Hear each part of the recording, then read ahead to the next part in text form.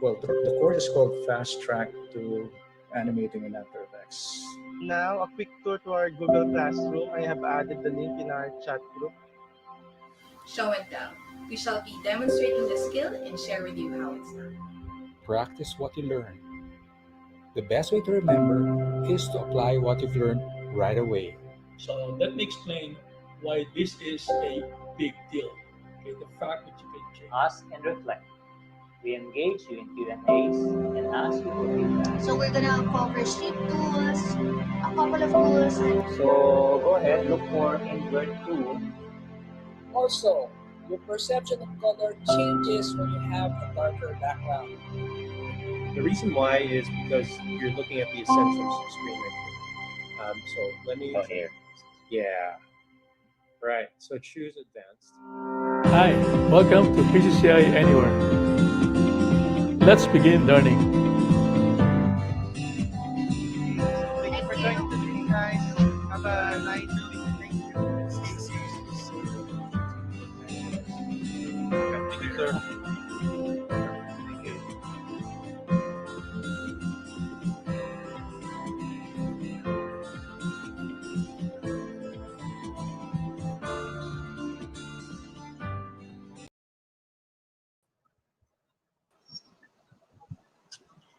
Hello, everyone. Good evening and happy Saturday. My name is Katz Crisostomo and I'm the Director for Academic Affairs in PCCI. So welcome to another PCCI Anywhere YouTube live series because we want to share the love. Okay, the love. And tonight, we're actually joined by one of my closest friends at PCCI. He's also one of our seasoned instructor who actually teaches a couple of classes at PCCI.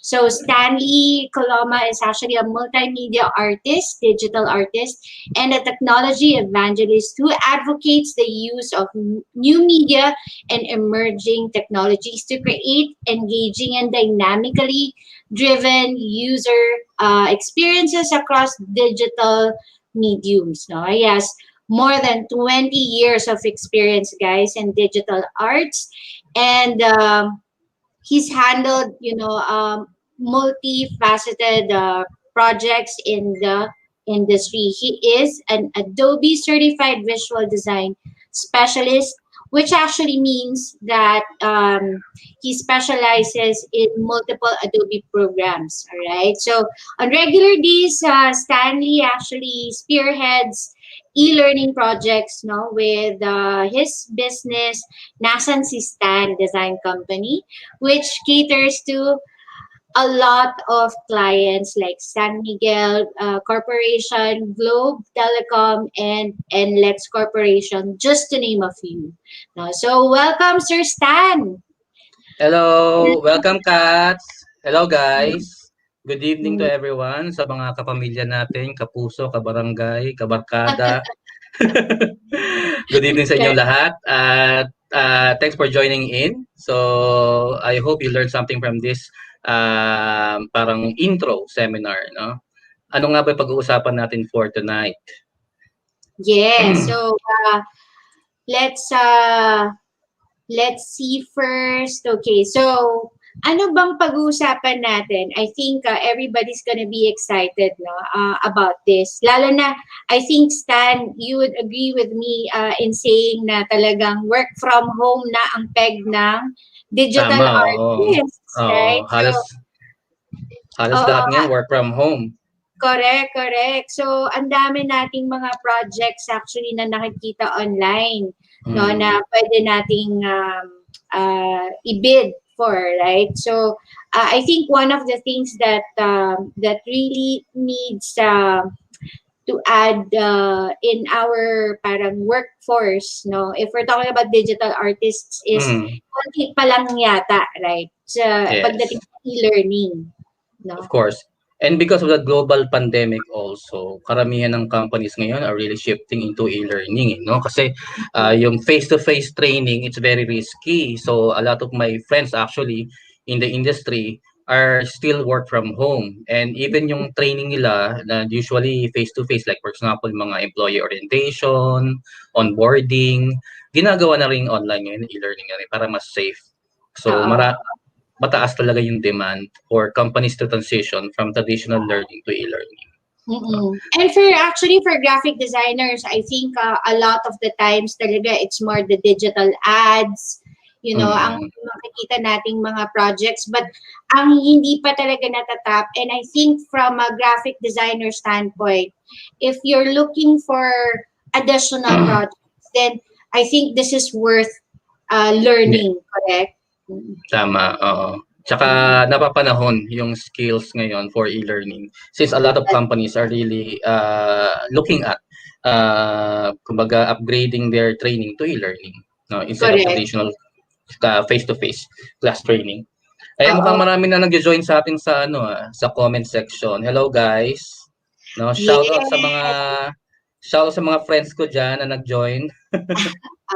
So ang unang-una actually si Aldrin, good evening.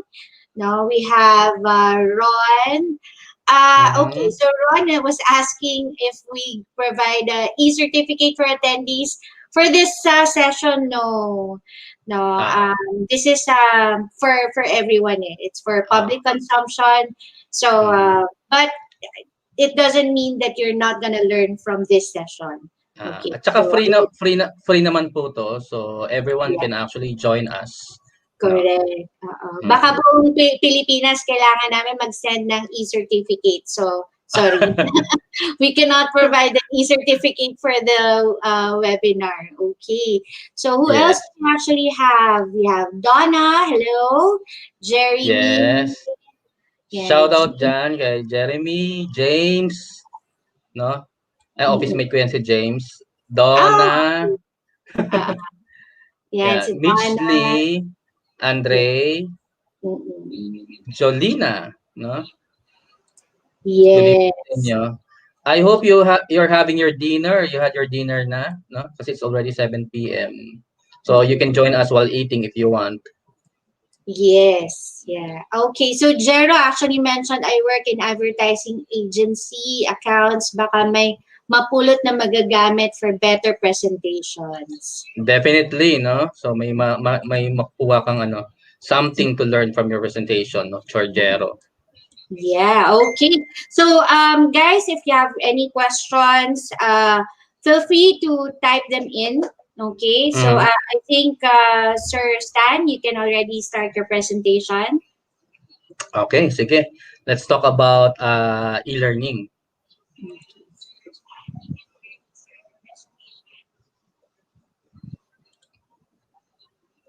Okay, so this is e-learning content creation in a gist. So basically, we'll talk about how you create your e-learning, or what is e-learning, the basics of e-learning actually, and what are the proper tools to create your content, no, in e-learning. So ano yung mga dapat nating pag-usapan. So our objective here is really to learn the important step in creating your first e-learning module, learn the different tools in content creation for e-learning, and of course, learn about the trends in the e-learning industry. Ang kagandahan kasi sa e-learning, guys, this actually encompasses the entire industry. Hindi lang basta to sa, let's say, sa creative. It also goes to manufacturing, telco, BPO. Lahat halos ng companies who conduct training, no, can benefit from this. So sa mga tao naman na under ng training, pwede ito sa sales and marketing, the trainers, actually educators, no, will also benefit from e-learning. So yun yung ganun siya kalaki ang e-learning. It's very relevant nowadays, especially we are still on a pandemic, no? So ito yung ating pag-uusapan. Now, what is e-learning? Basically kasi ang e-learning, it's just a simple way of saying na if you learn electronically, no, whether through your tablet, to your phone, to your laptop, no, that is also already considered as e-learning, no. Pwede kasi siyang formal e-learning, that means you enroll on an online e-learning class, or informal. When you say informal, ito yung pwede ka matuto let's say magluto sa YouTube, for example, no. matuto ka ng tutorial sa YouTube, that's also already considered as e-learning. Pero this is what you call as informal e-learning compared to formal e-learning, which is conducted by training institutions, your companies, or educational institutions. No. Now, So let me. Stanley for e-learning, kahit na let's say PowerPoint na naka-upload somewhere, that's also considered as e-learning. Yes, as long as it's electronic, that's also considered as e-learning, as opposed to classroom-based training or face-to-face training. Ang face-to-face training kasi, sabihin, you're in a room, lahat ng mga trainees mo, lahat ng learners mo nandun sa room, tapos someone is talking in front of you. That's what you call as a classroom-based learning. Ang e-learning naman, you're in front of your computer. Let's say you have a particular subject. Let's say how to use the basics of Photoshop. Tapos you interact with the computer, with the subject. That's what you considered as e-learning, no? Ayun yung difference mainly of classroom-based and e-learning. So ngayon, yung iba namang company, they use blended learning. So it's a combination of e-learning plus face-to-face training. Kaya tawag nating blended learning. Kasi may mga skill set na kailangan pa rin ng face-to-face. For example, yung mga soft skills like leadership, no, competency, yun, kailangan mo ng face-to-face yung mga soft skills na kailangan ng face-to-face na hindi siya kailangan talagang full e-learning. Meron naman mga subjects na pwede na siyang full-blown e-learning. Na for example, yung onboarding process ng company na repetitive naman siya. So, pwede mo na siyang gawing e-learning, no? Ayun. Cats, let's play yung meron akong short video clip dito on e-learning. So, ipakita natin sa kanila. Wait na. Okay. This is just a short intro of what e-learning is, no? Papa-play ko lang kay Cats. Yan. What is e-learning? E-learning stands for electronic learning. It allows users to take courses online using electronic devices, which includes phones and tablets. Learners can take courses from all over the world at their own convenience. E-learning is a proven and effective way to educate your learners while tracking their participation and assessment through a learning management system, all at a small fraction of the cost of traditional training. With the power of e-learning, you allow learners to learn at their own pace. You can provide an engaging learning experience by using audio, video, interactive games, and simulations. If your company is transitioning from classroom-based or traditional training to e-learning, we're here to help you build your first e-learning course. Contact us at www.nasansistan.com and follow our Facebook page at Nasansistan Design Company. Ayan. So, yun nga, that's a short intro about e-learning. So basically, when it comes to cost effectiveness, especially sa mga companies, mas magiging cost effective ang e-learning. So imagine, for example, you're a global company and you have a lot of trainees situated across the Philippines, for example, or across the world. Normally kasi before ang mga companies, pag mayroong mga conferences, training, they usually gather everyone into a single place or a single venue. So usually sa hotel, 'di ba? Tapos they conduct training or workshops in a hotel. So nangyayari doon, they spend for the board and lodging, 'di ba? For the hotel, for the food. So very expensive siya. So imagine how many times they conduct training. But with e-learning kasi, everyone can actually take the training even at the convenience of their own home. No? So they just log in through a learning management system, no? Tapos yung administrator would be able to track yung progress nila through the LMS. So yun yung parang one of the advantages of e-learning. Okay? So let me go back to my presentation natin.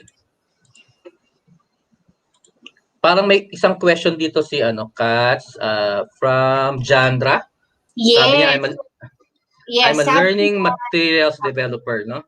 yes. Mm-mm. And I will be creating content for the subject, digital learning materials development. Any insights on what topic should I discuss to college students? So, hello, Janra. Good evening. Yeah, for ang digital learning materials development kasi very broad siya. So, depending on what type of materials you're going to create. Pero, when it comes to materials development, there's a lot of tools that you can use. So, which we are going to discuss later on. Say, for example, for creating the graphics, creating video or animation, may mga tools tayo na ginagamit specific for that. So I'll give you some options later on when we talk about the content creation part, no? So stay tuned and listen, no, para maintindihan mo later ko ano yung i-discuss natin about content creation. Okay? Guys, sino pa meron sa inyong questions, let me know. So Cass and I would be able to help you out. Okay, so going back, tayo sa okay, who benefits from e-learning? So sabi ko nga, anyone in the industry who conducts training. So definitely lahat ng companies, no, mapa BPO, banks, manufacturing, lahat 'yan merong training department eh. So the HR, learning and development department nag-undergo ng training o nagka-conduct ng training 'yan. Of course, the educators, no, anyone from the different schools or educational institution will also benefit from e-learning. In fact, some of the schools already nag-aano na sila, puro online na yung training nila. And even PCCI now, no, puro online ang ginagamit namin ngayon kasi bawal pa rin ang face-to-face talaga. Correct. So, ang gamit namin is sa e-learning talaga.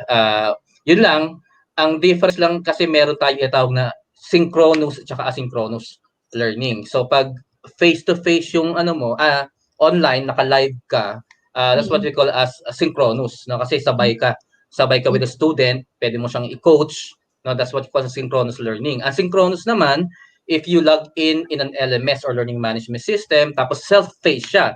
Sabihin, you learn by your own time, no? Yun ang difference naman ng tawag nating asynchronous learning. So lahat ng to will actually benefit from e-learning, no? Learning and development personnel, sales and marketing. Meron pang iba, marami pa, no? Yun. What type of training can be converted to e-learning? So yun, I think I mentioned this earlier. Lahat ng mga repetitive processes.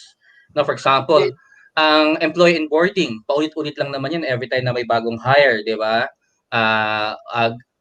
Pagdadaanan niyo the same process. And normally, merong trainer talaga na nagtitrain doon sa mga new hires. So ito, pwede mo nang i-convert into e-learning so that the new hires, no, every time there's a new batch, can just log in dun sa learning management system and take the training, no? Ayun ang advantage niya. So yung mga usual ng companies like code of conduct, compliance training, product training, lahat yan pwede mo na i-convert into e-learning instead of face-to-face. Kasi for example, yung code of conduct, ano naman yan pwede na siyang fully online, no? Kasi iisa lang naman yung laman niyan yung mga company policies, ganun, iisa lang siya. So yan, so yung mga type of training that can be converted to e-learning na usually dati talagang face-to-face siya, no? But ngayon, pwede siyang e-learning. Ayun. Let me just show you some important facts, or actually these are statistics, no? On e-learning in a global crisis. Kasi I think everyone is aware na hanggang ngayon we're still in a global crisis due to the pandemic, di ba, yung COVID-19. So isa pa rin talaga sa mga challenge sa mga companies is hindi pa rin talaga pwede magpapasok ng 100%, no, na lahat ng employees pumasok sa companies. So lahat ngayon, karamihan ngayon actually work from home, no? In fact, sa mga audience natin ngayon, baka most of you are still work from home, no, yung mga nanonood. So ano ba yung statistics o ano ba yung mga nangyayari ngayon when it comes to e-learning during the global pandemic? So ito, I'm gonna show you some useful statistics. Our source is from Chief Learning Officer website. Sabi nila 92% replace in-person training with virtual instructor-led training. So yun, isa sa sabi 92%, ganun kataas pala, no? So lahat ngayon ng mga face-to-face training, classroom-based training, was already replaced by virtual instructor-led training. So, online siya to be safe. 72% increase the use of learning platform. So, ganun kadami yung mga companies who shifted, no, to an online learning platform. 72%. 61% shifted employee onboarding process online. So, ibig sabihin ng onboarding process, ito yung mga bagong hire na mga employees. So, normally kasi, di ba, before the pandemic, lahat ng bagong hire has to go to the company training venue, tapos may mag-offer may magka-conduct ng training sa inyo. But ngayon, 61% daw according to statistics has already shifted onboarding process online na, no? Online na ginagawa, I guess to be safe. Then 65% of organizations plan to continue virtual training even if we overcome the crisis. So imagine, kahit na matapos na daw yung pandemic, 65% of organizations or companies plan to continue virtual training pa rin. No? So ganun ka-importante ngayon ang online learning. $325 billion. This is the projected worth of worldwide e-learning market in 2025. So imagine, ang laki ng market for e-learning, no? $324 billion. So you can even imagine gaano kalaki yung amount na yan na papasok sa economy, no? Because of the paradigm shift to e-learning. Then about 25 to 60% retention, increase in retention rates using e-learning. Kasi nga based on experience, mas madali kasing i-track yung yung progress for example ng training mo. If you have a learning management system tapos naka-enroll yung mga learners mo doon, makikita mo doon kung sino na yung mga kumuha ng exam, no? Sino yung pumasa, sino yung bumagsak. Ang daling i-track, no? Compared to paper-based na na exam na i-check mo isa-isa, matagal 'yon. Tapos mas malaki yung margin of error, 'di ba? Malaki yung margin of error kasi may taga-check ka, may checker ka compared to LMS or learning management system. Kaya mas mataas din ang retention. At saka based on my experience, no, kasi I was working in the BPO industry for 19 years. So actually, even before the pandemic happened, we would have some sort of e-learning then, no, set up. It may not be LMS per se. It may be in a SharePoint, internal server or website, and then we upload all the materials there. I think yung retention is very yung retention that we actually get from the students as opposed to the actual training itself na face to face is even better simply because they can always go back to it. Diba? Yes, that's one of the advantages. Kasi yun yung advantages niya. Kasi self-paced ka when you, let's say, use an online platform, self-paced talaga. So, depending on your time, no? Pwede mo siyang balikan, no? Pwede mong tapusin later on. Yun ang maganda sa kanya, no? Tapos, of course, you can always go back to it. Tapos, meron na... Hindi ka titigilan unless pumasa ka. Tama. Kasi meron siyang mga knowledge check The knowledge check will actually make sure that you understood the subject before you proceed to the next topic. Yun ang maganda. Tapos sa modules naman, naglalagay sila ng quiz at the end, no, na hindi ka ma-issuean ng certificate of completion or you will not be able to pass that training pag hindi mo na kumpleto yung quiz. So yun ang maganda doon, no? Meron siya mga ganon assessment yung tawag natin diyan. Yes. Okay, so let's go back to the presentation. Ayan. Okay, I'm gonna show you an example e-learning project natin. Just to just to give you an idea of what kind of e-learning projects we do. So I'm gonna open up my browser here. Okay, so this is a sample e-learning project that I want to show you.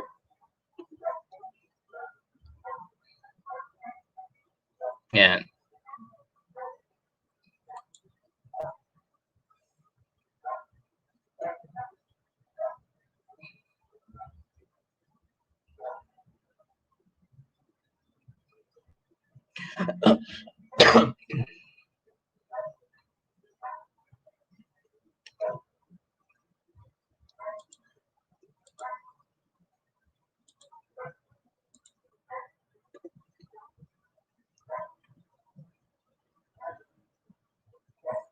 Okay, so this learning module is about about anti-money laundering, anti-money laundering act. So this is one of the usually mga modules ng companies who deals with money. So meron silang AML module or AMLA module. So this is an example, no? I did this for the purpose of the presentation. So meron tayong intro, meron tayong voiceover, plus meron tayong, this is what you call as an explainer video.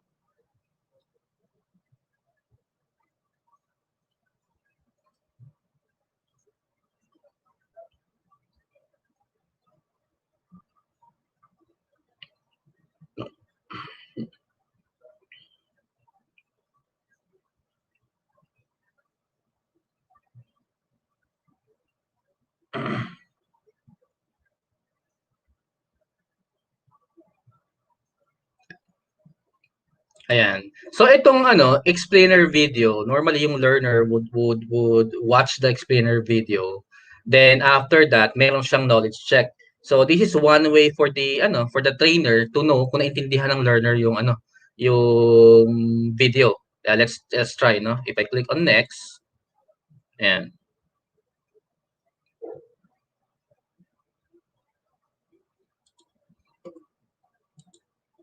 Ayan. Ayan. So kung mali yung sagot mo, babalik ka dun sa video, like what happened here.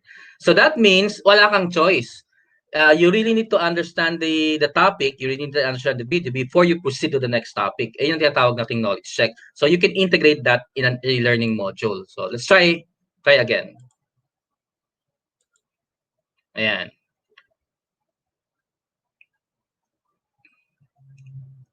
So from here, you can continue.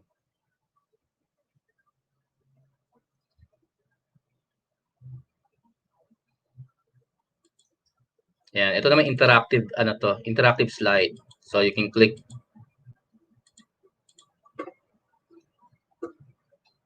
Ayan.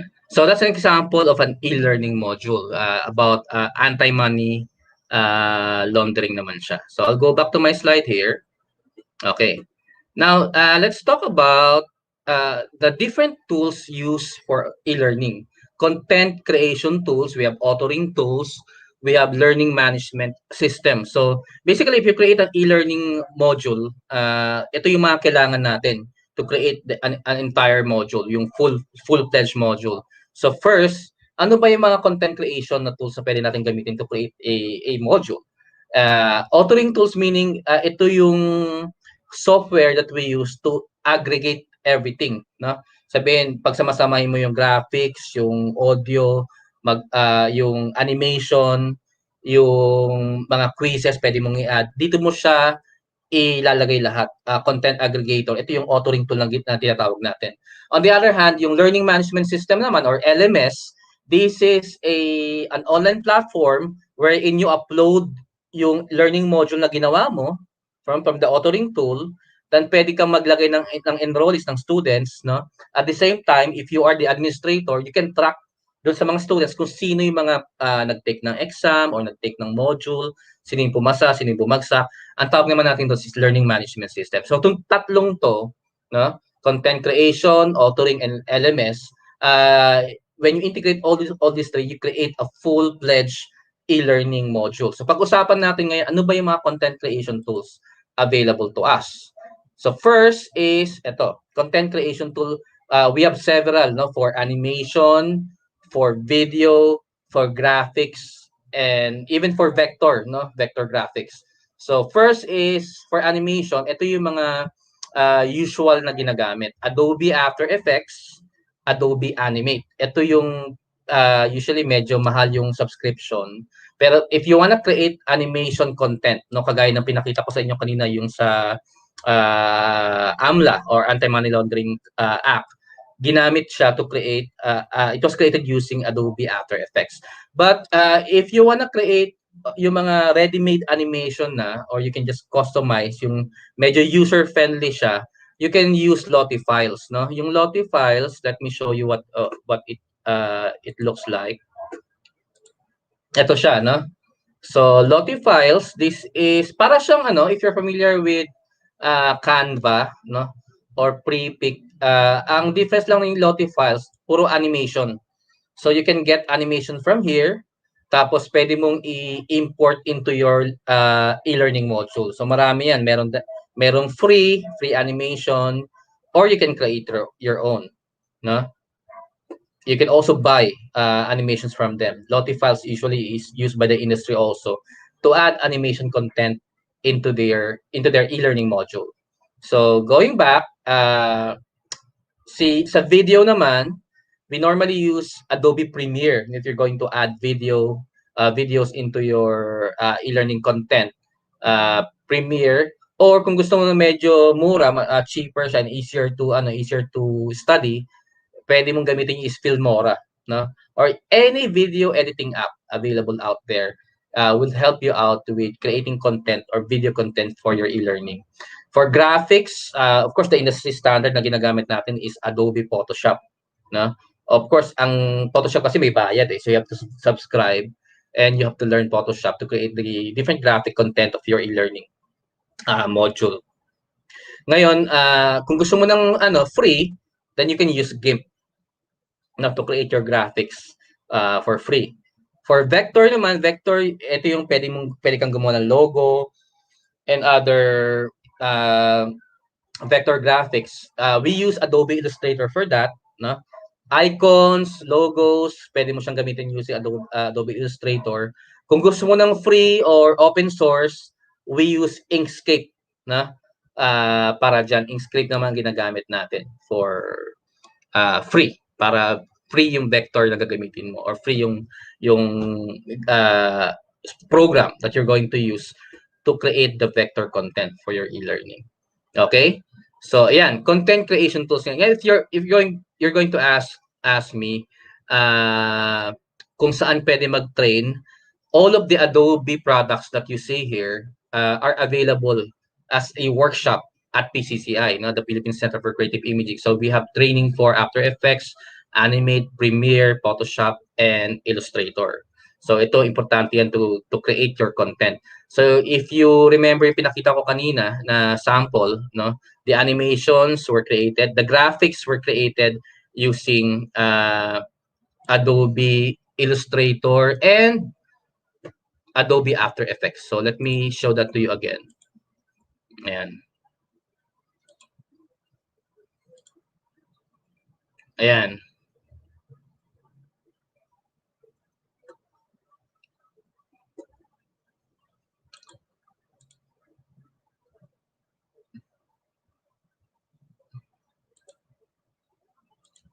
Ayan. So yung graphics nun, ayan, yung nakikita nyo yung logo, the background elements, no, were created in Adobe Illustrator. Then the video that you see here, the animated video, was created naman in Adobe After Effects, no. So isa sa mga content creation tools that we use.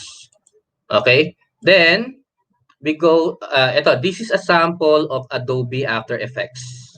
Ito yung kanyang interface. Medyo advanced siya if you have no background in animation, but this is one of the industry standards kasi that we use for animation.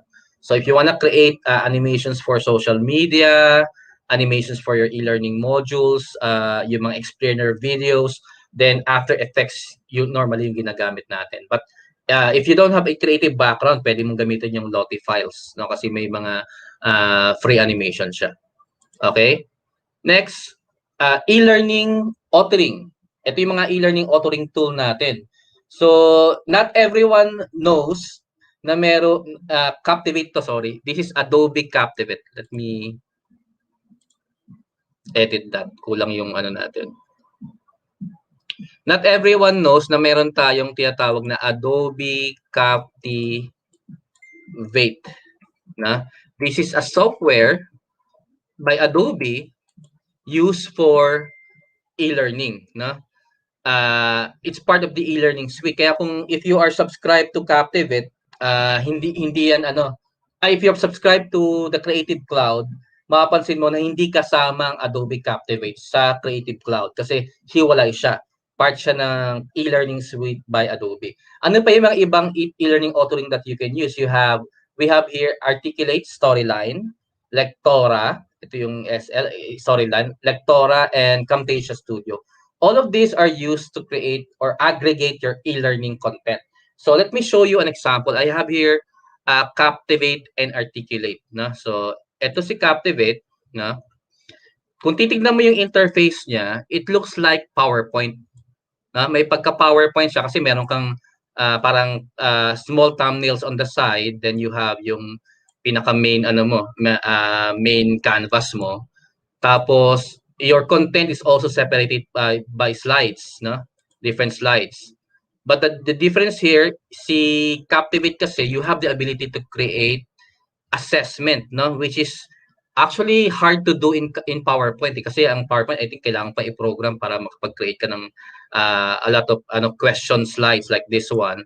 Si Captivate kasi automatic na yan, no? You can just add different question slide, no? Tapos automatic naman siya mag-a-add ng question slide. Maganda rito, pwede mo lagyan ng scoring system. Then yung scoring system na yon, pwede mo siyang isama or i-upload sa LMS or learning management system mo. Ay nakagandahan with Captivate. Apart from that, you can actually add games into your learning modules. Meron tayong gamification, no? When you click on learning interactions, for example, no, pwede kang mag-add ng iba-ibang games or iba't ibang tawag dito, widgets that would enhance the learning experience. Kasi one of the kumbaga factors that makes your e-learning successful is to engage the user. And one way to engage the user is actually gamify, no, the content of your e-learning module. So kaya nito, meron tayong dito, let's say Hangman, no, meron ditong Jeopardy game, merong jigsaw puzzle, may memory game. So yan, in Adobe Captivate, kasama na yan. You can actually gamify your content, no, your e-learning module. Ay nakagandahan dito. Then you can also add video, interactive video. You can actually record your own voice.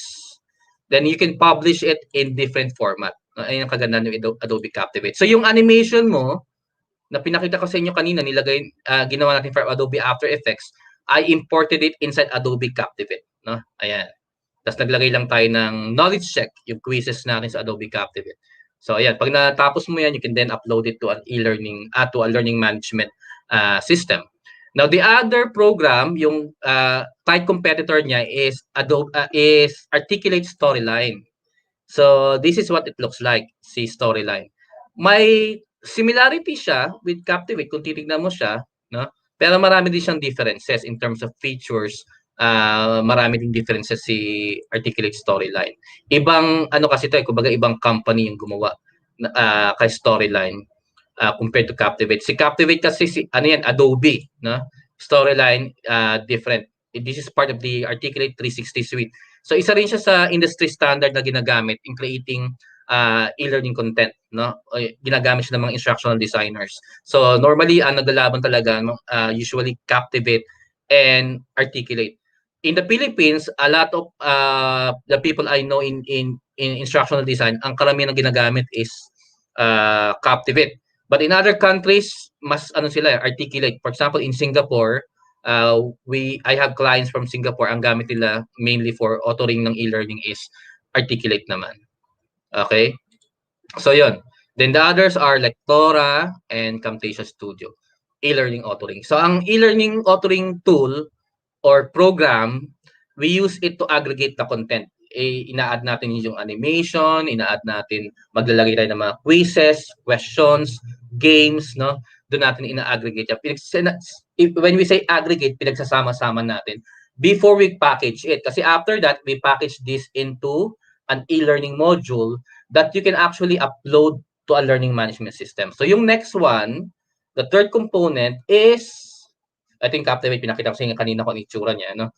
So the third component is the learning management system or LMS. So ano nga ba yung difference between a learning management system and an authoring tool? Ang learning management system, usually online siya. This is where you upload yung ginawa mong module from an e-learning tool, like for example, Captivate or Articulate. Tapos from the LMS, pwede mo ditong i-enroll yung mga learners, no? Online siya. So let's say you have about 500 employees in your company.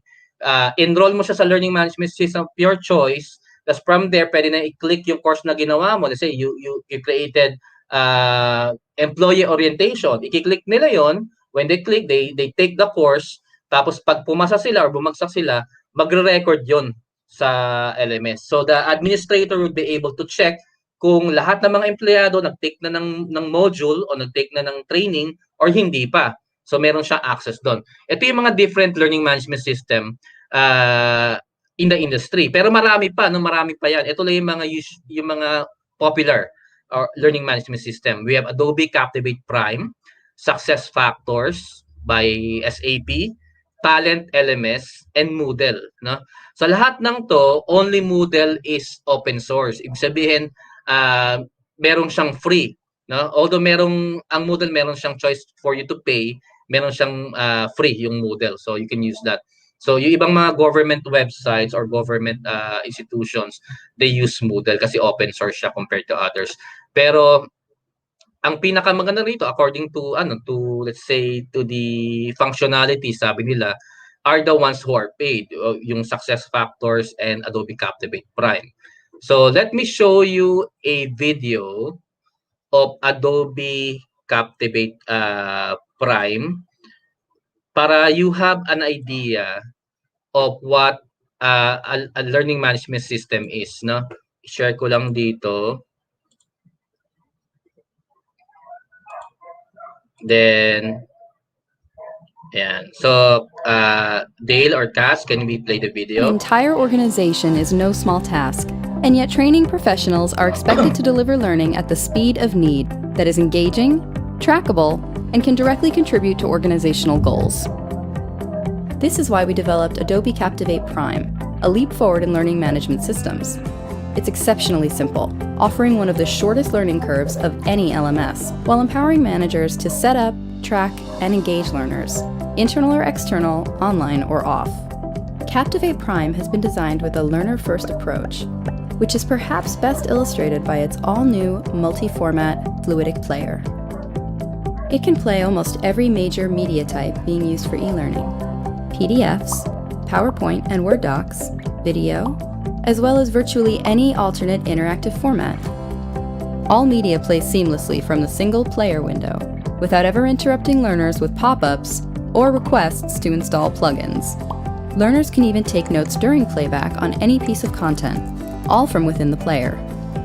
The dashboard is just as intuitive. As soon as learners sign in, they are presented with their deadlines and assigned coursework. There's never a moment where they don't know what to do. Not just for desktop, this entire learning experience is also available on tablets, Android, and iPad.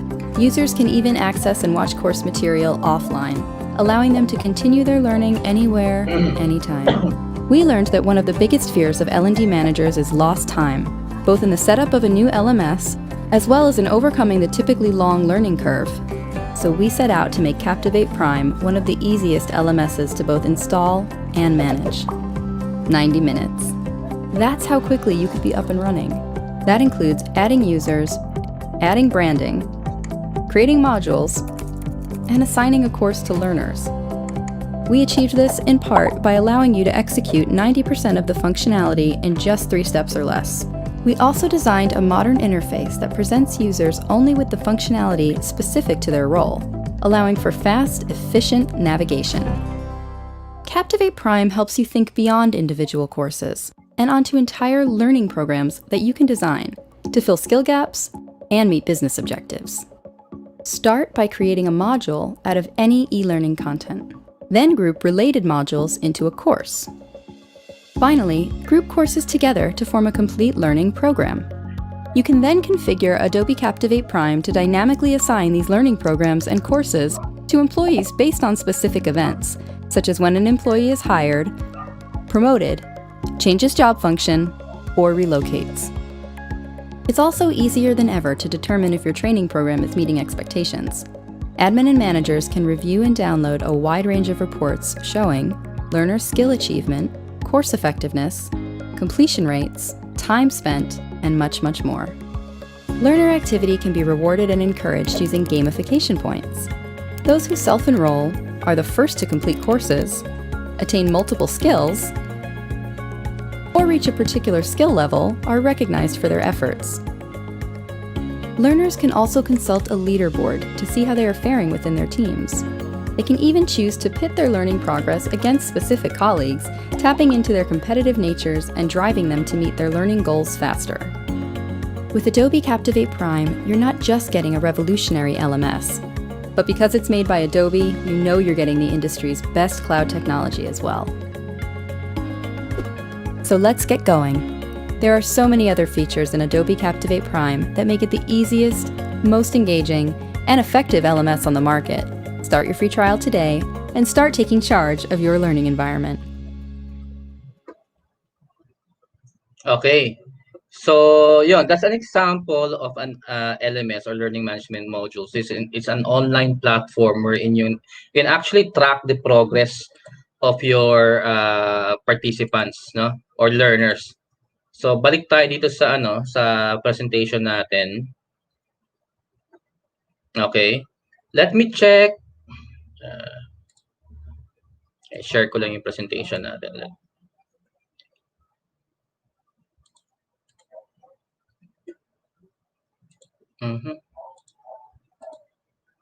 Share screen. Okay. So Okay, there. may question pala tayo, Sir Stan. May Okay, bayad sige, let's see. ba ang Adobe Captivate Prime? May bayad? Anong? Yes, and how Yes, much? How much po? the last time I checked, yung Adobe Captivate Prime is about $10 per learner with a minimum of about I think 10 learners, no? $10 per month with a minimum of 10 learners. So kung $10 per month yun times 10 tapos commitment mo 1 year. Ganun siya. So $10 per learner. So medyo expensive siya, especially if you have about, let's say, 1,000 employees, no? So per learner about $10. So ang magiging, let's say, ang magiging alternative mo would be Moodle kasi ang Moodle meron siyang component na free. Although meron ding option na may bayad, ang Moodle meron siyang free component. So if you want to see what an LMS looks like, I have here in my screen Moodle, no? Ayan. So if you can go to moodlecloud.com. This is an open source learning management system. So meron siyang component na free. So if you scroll, makita mo sa baba meron ditong try for free yung Moodle LMS. Tapos you just sign in.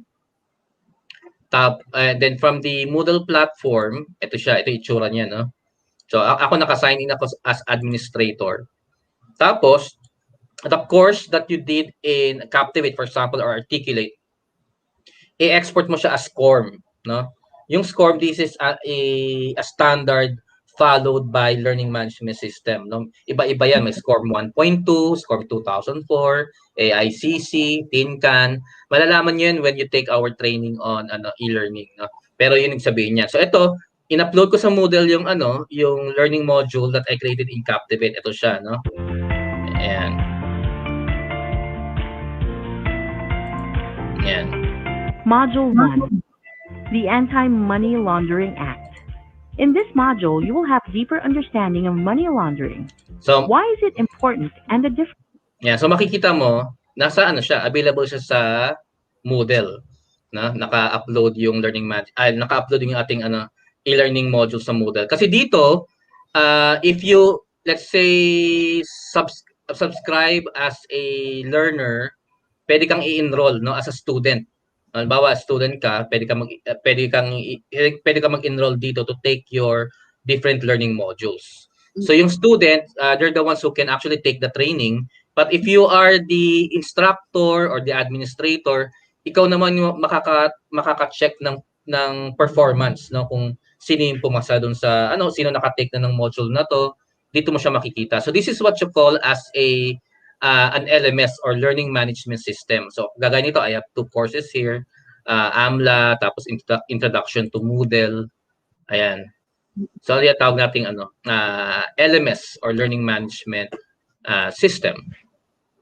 Meron pa tayong question from our Yes, meron, sir.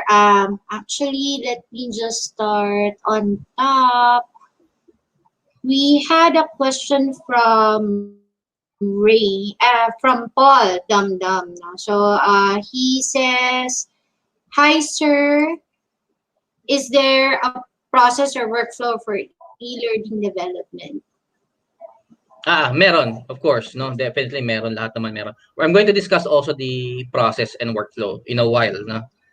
So ano yung dapat namong sundan in creating your first learning module. Ano pang ibang question natin? Yeah. Meron dito si Rain, is it like InDesign, aggregator for Photoshop and AI files? Yes, in some way para siyang ganun kasi you can aggregate content from other programs like Illustrator and Photoshop graphics, animation from After Effects, then pagsasama-samahin mo in Captivate. It works that way, parang gano'n. Ano pa? Meron pa tayong ibang question? Yes. Do you have a training in PCCI for Adobe Captivate? Of course, we have. No, meron tayong basic training on Adobe Captivate and advanced training also on Adobe Captivate. Okay. So we actually offer that. It's also, but you have to make sure if you're going to enroll, you also have Adobe Captivate installed because it's actually a hands-on class. Yes, hands-on workshop yun, Adobe Captivate. Okay. So, or is it learning training for trainers? Yes. Okay, so is it e-learning training for trainers? Ang e-learning it's not just for trainers. Kahit sino actually, kasi if you are a content creator, you can actually be an instructional designer, no, for e-learning. Ikaw yung mismong author, no? Pwede kang gumawa ng sariling modules. On the other hand, on the receiving end naman, pwedeng ikaw naman yung learner if you are part of the training group naman. So yun. So in terms of e-learning, it's yung more the content development using technology. I think, Donna, what you're actually pertaining to for trainers. So, for example, me, I actually one of my earlier jobs was really a trainer before moving to a training manager in a BPO industry or setup. So at one point, definitely you'll have to understand the technology, because you already have the skill set to train, right? So you know what kind of material you actually need to incorporate in your content. So there. Yeah, that's correct. Is it based on the official curriculum Adobe, yung Adobe Captivate na course? Yes, we base it from Adobe as well, yung Adobe Captivate course that we have. In your experience, sir, and opinion, what do you prefer, content creator or graphic side? Actually, pag sinabi mo kasing content creator, you can create content for graphics and content for animation. So medyo malawak siya. So it depends on what type of content you are going to create, no? Kasi when we say content creator, it's actually multimedia, no? Hindi lang graphics, that includes animation as well, no? What benefits does this offer if you're a student? Well, if you're a student, this might be a first step for you to jumpstart your career in e-learning. Kasi for example, kagaya na mataas ang demand for instructional designers, no? If you have a background on graphic design, a background on, let's say, animation, you can also utilize that as a content creator, no, for instructional design. Pwede yun, no? I think as for content, let's also not exclude adult learning, no, or the learning methodologies, no. Yes. Because it's so easy, honestly, it's so easy to create content But the question is whether or not it's effective, right? Mhm. So a lot of times, what I've been seeing in e-learning contents in corporations that I work with or BPOs that I work with, a lot of times, compliance modules, yeah, yung mga updates, ganyan. It's so long and it's so text heavy Mhm. that, from a user standpoint, parang ang gusto mo lang i-next ng i-next, right? Yan So, nga. Oo. so you have to balance, no? It's not just because you're creating this beautiful content or you put it in a very nice presentation doesn't mean that it's already effective.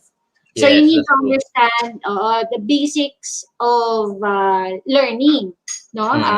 What comprises an effective training, no? Whether content creation or face-to-face, asynchronous, no? Whether it's a handout, resource materials, no? Kaya nga, So it's very important nga na before you create or start doing your learning module, you have to understand ano ba yung mga components to make your learning module successful, no? Kasi for example, yun nga, yung when you ang usually mga pitfalls ng mga ibang companies, even if they transition to e-learning, sinasabi nila ba, hindi pa rin siya ganun ka-effective kasi marami yung bumabagsak, no? Marami yung kumbaga mataas pa rin yung mababa yung retention rate. Pag tinignan mo yung yung ginawa nilang e-learning module, there's still a problem. Kasi, for example, I had one client in the past na sabi niya naka-e-learning na sila, but they consulted me, bakit ganun Stan? Ang dami pa ring kumbaga mababa yung retention rate ng trainees namin. Tapos ang dami bumabagsak.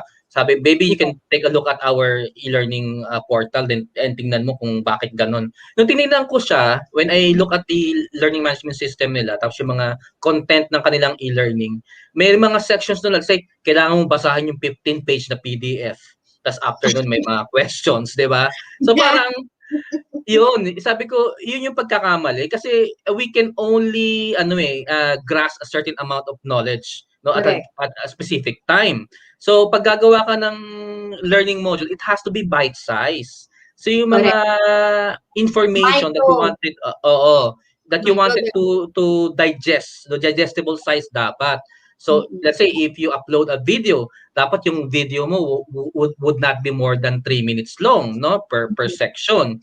Kasi pag nasa 10 minutes na yan, most likely yung learner mo will doze off, no, makakaantukin yan. So bababa yung retention rate mo. But if you make it bite size, yung madaling intindihin, madaling i-digest, no, tapos in between maglalagay ka ng knowledge check, mas magigain mo yung kumbaga interactivity ng learner mo, yung ma-engage mo yung learner mo. That's why one of the components ng successful e-learning is to add, let's say, interactive games, no? Pwede ka maglagay ng gamification, i-gamify mo siya para hindi siya boring.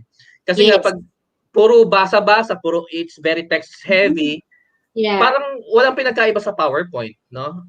Kaya yun yung niya. So kaya nga before you create a module, you have to study also sino ba yung magte-take ng module mo?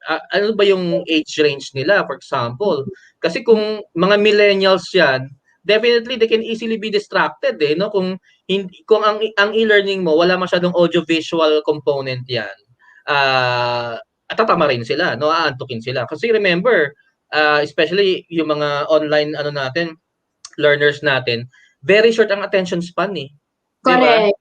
Kung pagbabasahin mo yan ng napakaraming page ng text, talagang tatama rin yan. So yun ang isang mga component na dapat mo pag-aralan before you create your e-learning module. Hindi porket online na siya is effective na siya, no? Hindi correct. So dapat marunong ka mag-structure ng learning module mo. Yeah, so that actually answers. I hope that also answers yung question ni Jandra, diba? Earlier na, like ano daw yung mga topics na i-discuss na dun sa college students about digital learning materials. Yes. No? So those are things that you will have to consider, no? Any graphic artist can create content, but you need to make sure that it's effective. So that means, learning the learning styles of users, no, or your target audience. Yan. There was also one mentioned here, no, that's medyo in line, Sir Stan, about the effectivity. Let me just find that real quick. There you go. So there's how do you evaluate course effectiveness? What model do you use and why? Yan. So actually, ang course effectiveness mo, malalaman mo yan through your learning management system kasi meron ka ng reporting no? Makikita mo kung effective yung course na ginawa mo based on the scores, for example, ng participants mo. And normally kasi when you create a learning module, you use a different model. Let's say pwedeng yung Gagne scale of learning, or pwede yung tinatawag nating ADDIE model. Yung ADDIE model is analyze, you analyze, you design, you develop, you implement, then you evaluate. Yun yung tinatawag nating ADDIE model of training. So kung naka-base doon yung mo, one of the ways to measure that is to the reporting system of your learning management system. Kung so that's data-driven, diba? Data-driven siya. Okay, data-driven. And also to add to Sir Stan, so there's a lot of like types of evaluations, no, for training materials, no, particularly e-learning.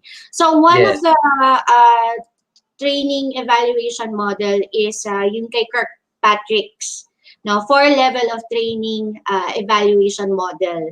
So on top of actually I would say that it's all still data driven because you will have to ask questions. So parang survey based and also observation based. So first is you actually gauge the reaction. So you can ask yung reaction, how engaged are they in the online training.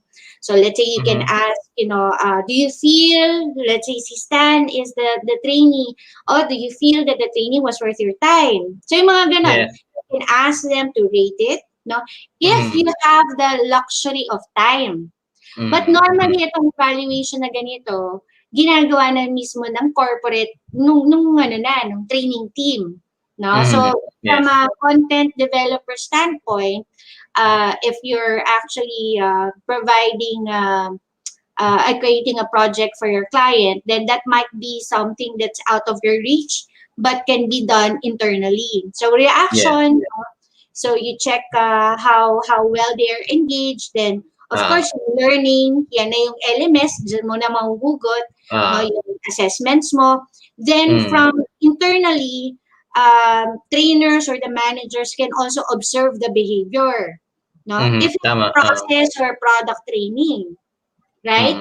Were they able to implement it? No. So again, that from a content developer standpoint or a digital graphic designer standpoint or instructional designer standpoint, that you might not have the luxury of doing that. No. So it might be from a client from the client's end who will do that. No. So fourth is really results. No, if we're talking about performance, kung corporate ang client mo, na-implement ba, na-meet ba yung goals ng sales, and all that stuff. So I hope that also answers your question. No? On top of ADDIE, you can put another toll gate to see how successful it is. But I don't think from our standpoint as designers, that might not be something that we will do. Maybe you pay us more and allow us access to your employees, then we can do that for you. No? So there. Actually, tama yung sinabi ni ni Andre Lanusa. This is where background in education and communication helps, no? Creating content is different from creating an effective learning content, no?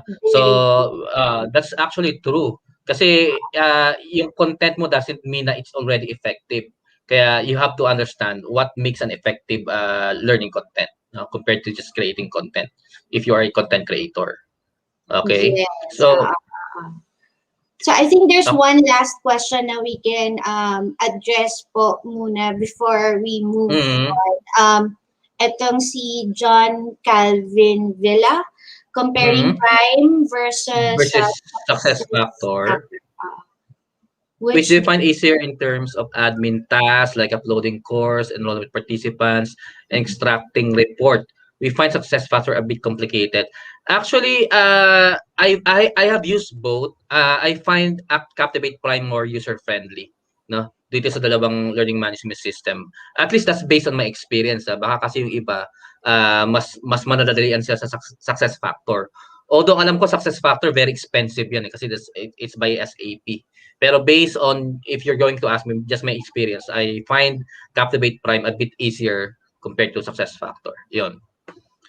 Okay, so let's go back to the presentation. Yes. Okay, so this would answer yung mga questions nyo kanina. What are the different components of a successful e-learning?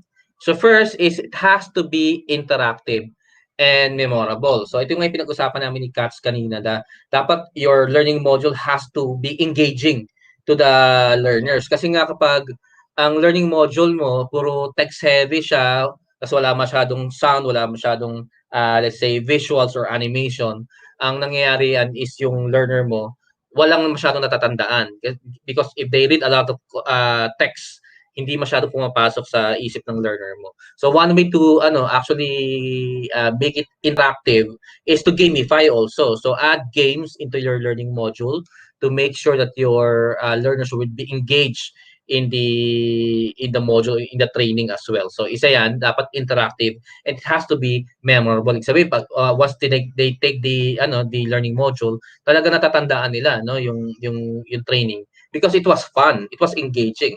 That's what matters when you create an effective learning module. So another one is it has to be flexible. So flexibility means you have the option to update your e-learning content whenever new learning materials are ready. So there are mga learning modules, for example, let's say code of conduct of the company, compliance training. Usually yan every time may dinadagdag sa company, may mga bagong information, dapat yung learning module mo has flexibility when it comes to updating content, to make sure na relevant pa rin siya. Kasi kung yung learning module mo hindi na siya relevant, tas ayun tinake ng learners mo, most likely maling information ang makukuha nila. So that means you have to update the content. Next, it has to be helpful, of course. So your learning module should be able to help achieve the goal of the project once they have completed the module. So kasi before we start the creating the learning module, you have to understand ano ba yung goal mo dito? Ano ba yung gusto mong i-achieve when participants or learners take your module? What do you want them to learn, or what do you want them to achieve? So dapat ba matutunan sila about, let's say, AMLA, o kaya when it comes to the employee orientation, there's certain disciplines na kailangan nila matutunan, dapat ma-achieve nila at the end of the training. So it has to be helpful. Otherwise, pag hindi siya helpful, it won't be successful as well. So dun lumalabas yung mga problems when it comes to successful e-learning. And then fourth, accessibility, accessible, it has to be accessible.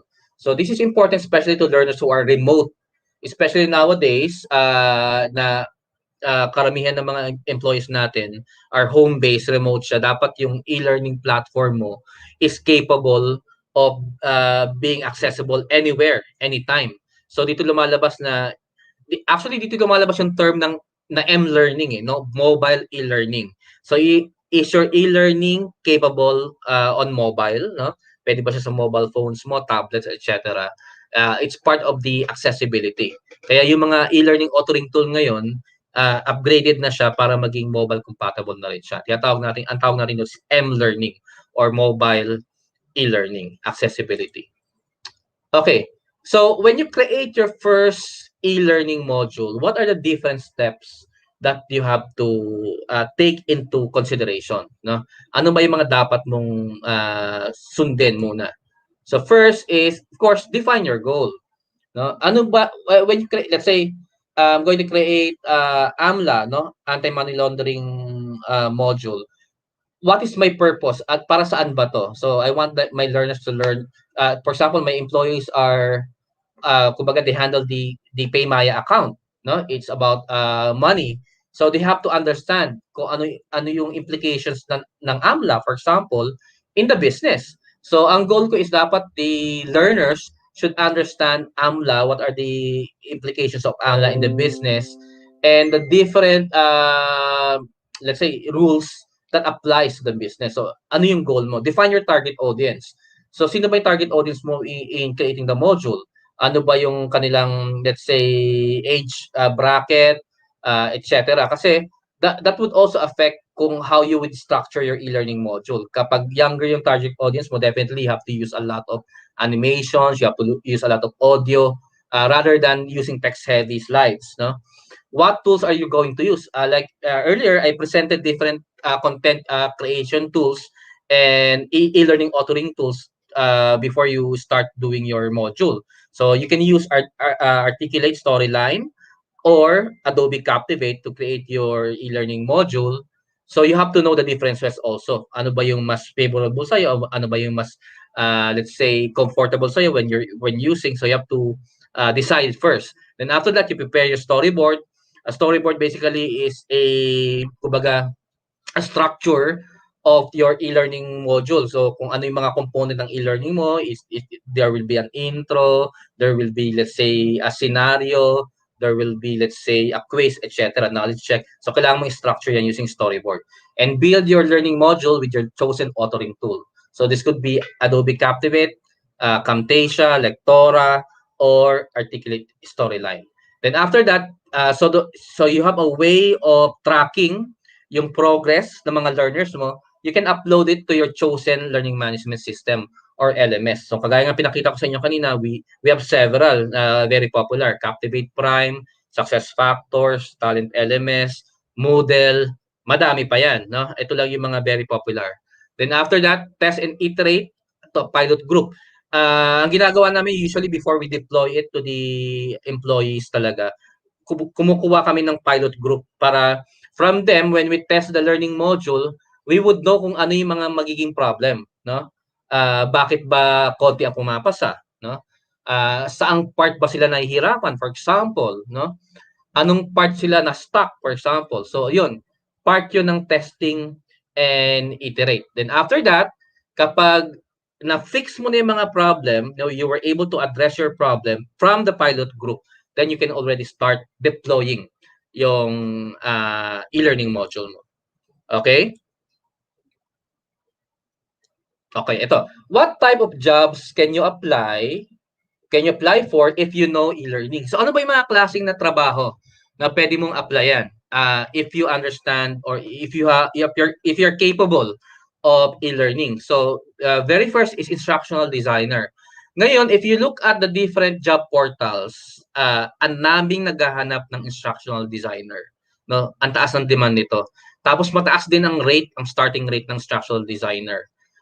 Kasi nga, because of the global pandemic, most companies now are forced to transition from traditional learning to e-learning.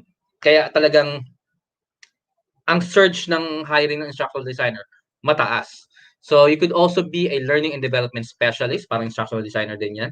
Content creator. Kung content creator ka naman, advantage mo na if you have a background in graphic design or animation, no? Kasi isa yun sa mga pwede mong gawin. You can be a corporate trainer or, of course, an e-learning developer. Ito yung mga pwede mong trabaho. Definitely meron pa, no? Pero ito yung mga jobs na pwede mong applyan if you know how to create e-learning. For example lang, let's say sa LinkedIn. Punta ka ngayon sa LinkedIn, no? LinkedIn is a network of professionals. Pag nagpunta ka dun sa jobs and you type in instructional designer, napakadami, no? Ayan, no? If you take a look at LinkedIn, I think meron akong tab dito ng LinkedIn. Ayan, no? Look at how many companies are recruiting or looking for instructional designers. Senior instructional designers. Ang taas ng demand ngayon because of the global pandemic. Talagang ang dami naghahanap ng instructional designers. So, kaya yung rate also ng instructional designer mataas din. Kasi kakunti lang yung marunong, especially here in the Philippines. Wala pa akong masyadong kilala na talagang marunong when it comes to instructional design. Pero napakarami naghahanap. So mostly sa ibang bansa, doon sila naghahanap, no? In fact, most of my clients now are doing e-learning. Tapos nagpapahanap sila dito sa Philippines ng instructional designer, wala talaga makikita ko, konti lang. Kaya if you know e-learning, if you know how to do instructional design, madaling maghanap ng trabaho. Tsaka mataas ang rate ng instructional design. Yun yung advantage niya. Okay. So, ngayon, if you are interested, we have a lot of e-learning workshops at PCCI. Right now, we have 3. Yung aming e-learning essentials. This is a one-day seminar on all about the basics of e-learning, on how to create a storyboard, for example, how to structure a learning module. Nasa e-learning essentials training namin yan. And yung software specific naman, we have Adobe Captivate e-learning basic content creation. And we have Adobe Captivate e-learning advanced content creation. So ito mga hands-on workshop to, meaning synchronous yung learning mo dito during the discussion, ipag-hands-on ka ng instructor. At ako rin yung tuturo niya ng Captivate, mga e-learning workshops namin sa PCCI. Okay, so Cass, may mga questions pa ba tayo from ating feedback and Q&A? We have questions. I think we already addressed yung sa e-learning short courses, no? Short courses. So that's what Sir Stan mentioned, what we actually offer. Ayan. Sino po ang nag-QA ng module? QA ng module. Usually yung administrator ng o kaya yung author ng e-learning. When you say QA, quality assessment pa ng ng module. Quality audit ng module. So normally from a corporate standpoint, no, at least based on my experience, kasi kami training kami before. And then we have a separate department which is actually a group of instructional designers. All right? So what normally happens, especially if it's process training, no, in a BPO setup, we work, no, so the training department works with the instructional designer. Then they build the content for us. Okay, so they provide us the modules. We audit them. Okay, so from in that kind of setup, it's the training who does the audit, to make sure lang that every single word there, the content is actually accurate. At the same time, there are instances naman where you have subject matter experts. Okay? That also audits. Yan. In my experience kasi, for example, we were the one who created the module. We are the content creator as well, but we have a company who's a client of us. Then they asked us to create the module. Yung nag-QA ng ginawa namin would be the stakeholders. Kung sino yung yung may-ari ng module na to. For example, you created the code of conduct for the company. So may stakeholders yan, no? Under the compliance department nila.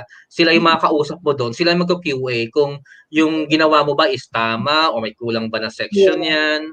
Yun dun pumapasok yun. Yung quality audit ng module. Doon sa mga stakeholders. It actually depends. Kumbaga, what's your setup, no? What's your role in that web, right? So if you're a freelancer doing a service or a project for a client, then who will QA? Then it's gonna be your client or the stakeholders of that client. No, if it's internal, it may be your boss, no, or who really owns the process. Yes, definitely. Kaya nga subject matter expert, no, kung sino yung talagang may-ari ng ng process na 'yan. Yes. Okay. So, may iba pang question. Interested in Captivate Specialist Certification. I'm not sure kung meron na kaming specialist certification for Captivate, no, but we'll get back to you on that. I think there was another question earlier. Which do you prefer, daw, sir? Content developer or content creator or graphic side? No, I think I was able to answer this one kasi ang content creator kasi medyo broad yan eh. Ang content could be anything like animation, graphics, could be text, no, or write up, etc. So depending on your skill set, no, kung ano yung kaya mo between the two. Pero mas broad kasi yung term na content creator compared sa graphics. But if you have a background in graphic design or let's say animation or multimedia, definitely malaki yung chance mo sa content creator, being a content creator. Okay, so I think that's it, sir. Yes, so I think that's it.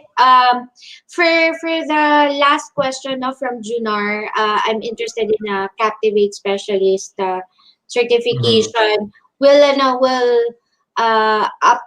update you, or at least better yet, you can send us a message through our Facebook page, no, PCCI training, so you can follow us, like us.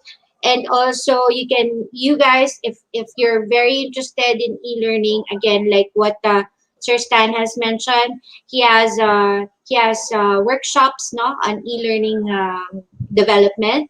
So you may also visit our website, www.pcci.edu.ph. All right, so you can check out what we actually offer. Inquire, feel free, libre naman magtanong, no? And then let us know if there are any workshops that you're interested in and you don't see that posted. You can still ask that, because we are also open to customizing workshops, no? Okay, so any last words, Sir Stan, for our? So yun, I think this is the right time for you to learn about e-learning. Kasi most companies now really transitioning to e-learning. So if you have the right skill set right now, mataas yung demand for instructional designers. So yun. So I hope you guys learned something from what we talk about this evening, and hope to see you, no, in one of my future workshops on e-learning. All right. Thank you, guys. Thank you so much. Okay, thank you guys. Thanks, Kat, and the rest of. Please like and share. Subscribe. Yes, like and share. Our PCCI. Subscribe. Okay. Okay, bye-bye. Good evening. Thank you.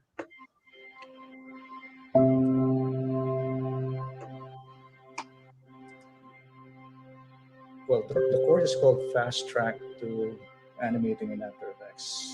Now, a quick tour to our Google Classroom. I have added the link in our chat group. Show and tell. We shall be demonstrating the skill and share with you how it's done.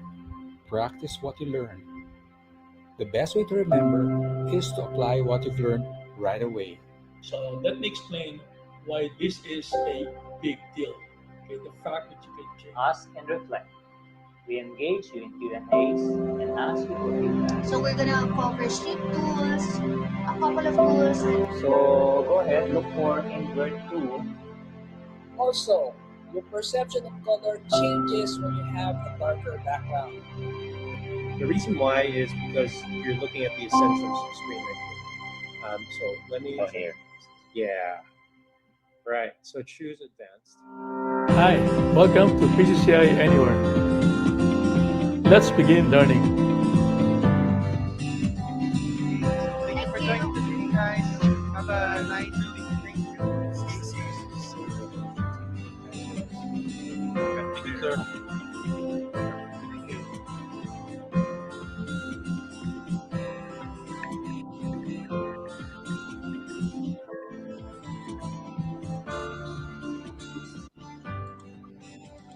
Mm-hmm.